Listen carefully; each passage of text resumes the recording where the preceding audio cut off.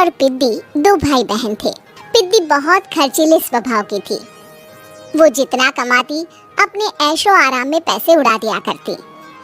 लेकिन किशोर समझदार था, घर को साथ लेकर चलना जानता था। अपनी बहन के जितना कमाता तो नहीं था, लेकिन फिर भी वो किसी तरह घर का खर्च चला लेता था। एक दिन पिद्दी किशोर से कहती है, किशोर तुम थोड़ा ज्यादा क्यों नहीं कमाते? मेरे दोस्त रोज मेरा मजाक उड़ाते हैं।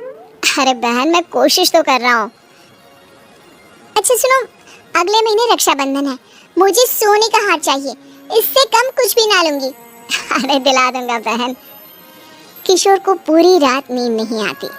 उसके दिमाग में बस ये चल रहा था कि उसकी माली हालत इतनी बिगड़ चुकी है, अब वो सोने का हार कहाँ से लाएगा। अगले दिन किशोर सुबह सुबह घर से ये बोलकर निकल गया कि पिद्दी, मैं गांव से बाहर जा रहा हूँ, कुछ दिन घर नहीं आऊंगा। किशोर ने अपने काम के साथ साथ फेरी में कपड़े बेचने भी शुरू कर दिए, जिससे वो ज्यादा से ज्यादा पैसे कमा सके। रात में वो एक बिल्डिंग की चौकीदारी भी करने लगा। अपने काम से थोड़ा बहुत समय निकालकर बस कुछ घंटे की नींद ले पाता था। और कब वो कुछ दिन एक महीने में बदल गए और रक्षाबंधन भी आ गया, पता ही नहीं चला। लेकिन किशोर अभी तक घर वापस नहीं लौटा। जहाँ वो काम करता था, पिद्दी के नाम का गुल्लक रखा हुआ था।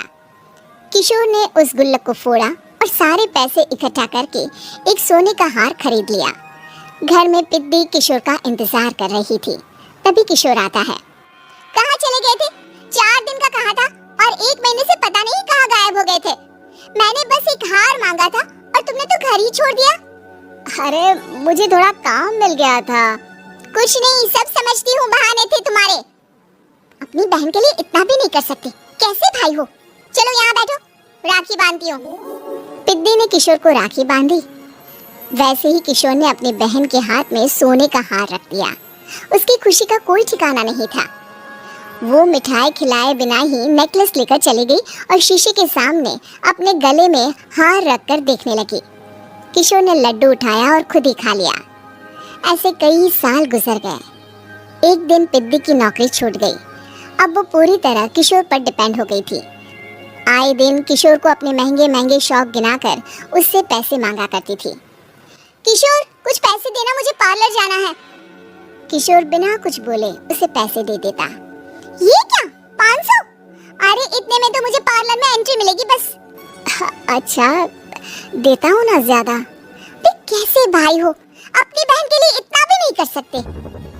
किशोर ने जेब से 2000 का नोट निकाला और उसे दे दिया। किशोर गरीबी में रह लेता था, लेकिन अपनी बहन को कभी कोई कमी नहीं होने देता था। बेटा, पिद्दी तुम्हारी बहन है, उसे कभी किसी चीज की कमी मत होने देना और उसका ध्यान रखना, क्योंकि भाई का फर्ज होता है अपनी बहन का ध्यान रखना। किशोर ने माँ की कही ये बात हमेशा के लिए याद कर ली थी। शायद माँ की इसी बात की वजह से किशोर पिद्दी की हर जिद पूरी करता चला आ रहा था। किशोर, आज मैं अपने दोस्तों के साथ पार्टी करने जा रही हूँ, मुझे कुछ पैसे दो ना। किशोर पिद्दी को समझाता है, लेकिन पिद्दी नाराज होकर चली गई और अपने कमरे में सुबक सुबक कर रोने लगी। किशोर अपनी जेब से कुछ पैसे निकालता है और पिद्दी को दे देता है। किशोर खुद कभी अच्छे कपड़े नहीं पहनता, लेकिन पिद्दी को राजकुमारी की तरह रखता। पिद्दी के जाने के बाद किशोर अपने काम पर निकल गया।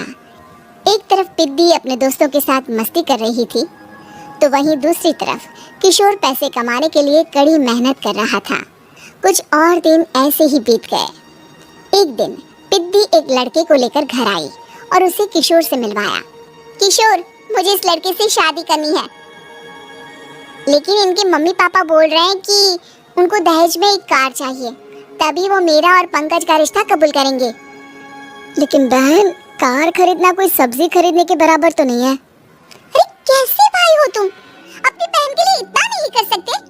देखो, मैं ज्यादा इंतजार नहीं कर सकती, तुम्हें 1 साल में मेरे लिए कार खरीदनी ही होगी। अच्छा पंकज, एक काम करो, कल तुम अपने माता पिता को घर बुला लो, मैं उनसे तुम्हारे और पिद्दी के रिश्ते की बात कर लेता हूँ। अगले दिन किशोर के छोटे से घर में पंकज और उसके माता पिता आते हैं। बेटा, तुम्हारी बहन ने हमारी शर्त तो बता ही दी होगी। जी। बेटा तुम तो इतने छोटे घर में रहते हो, दहेज कहाँ से लाओगे? मैं अपनी बहन की खुशी के लिए सब कुछ कर सकता हूँ। पंकज और पिद्दी का रिश्ता तय हो जाता है।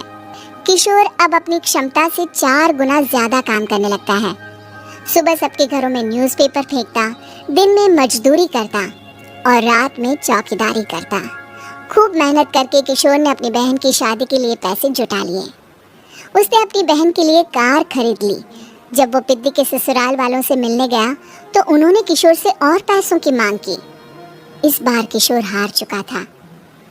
पिद्दी माफ करना, मैं तुम्हारी शादी उस लड़के से नहीं कर सकता। वो लालची लोग हैं, उन्हें सिर्फ पैसों से मतलब है। देखो किशोर, मैं पंकज से ही शादी करूंगी। क्योंकि पिद्दी ने तो किशोर की बात न मानने की जैसे कसम खा रखी थी। किशोर ने पंकज को घर बुलाया। पंकज, तुम अपने माता पिता को समझाते क्यों नहीं हो? भैया, वो हमारी शादी के लिए मान गए। मेरे लिए तो यही बहुत बड़ी बात है। हम एक काम कर सकते हैं, दहेज की रकम में से कुछ पैसे मैं आपको दे देता हूँ। अरे लेकिन समाज वाले क्या कहेंगे? अरे जब दुनिया को पता चलेगा तब ना। अच्छा, कुछ पैसे मैं अपने मालिक से कर्ज में ले लेता हूँ।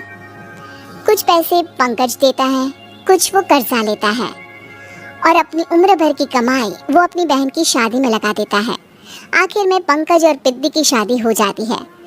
पिद्दी की विदाई के बाद किशोर बिल्कुल अकेला पड़ जाता है। अब उसका कमाने में भी मन नहीं लगता। उधारी वाले रोज घर में आकर बैठ जाते हैं। अरे किशोर, अब तो पिद्दी की शादी को 5 साल हो गए, अब तो हमारा पैसा लौटा दो। चाचा, पिद्दी के जाने के बाद किसी भी काम में मन नहीं लगता। अरे तो हमारा पैसा कैसे वापस मिलेगा? जी, कुछ करता हूँ मैं। किशोर के ऊपर बहुत सा कर्जा चढ़ गया था, इसलिए उसने तय किया कि वो ये घर बेचकर सबके पैसे लौटा देगा।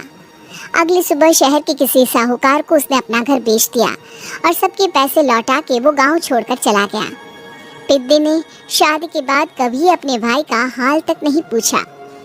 किशोर को फर्क नहीं पड़ता था, बस ससुराल में उसकी बहन खुश है ये जानकर उसे खुद की खुशी मिलती थी और ये सोचकर कि उसने माँ से किया हुआ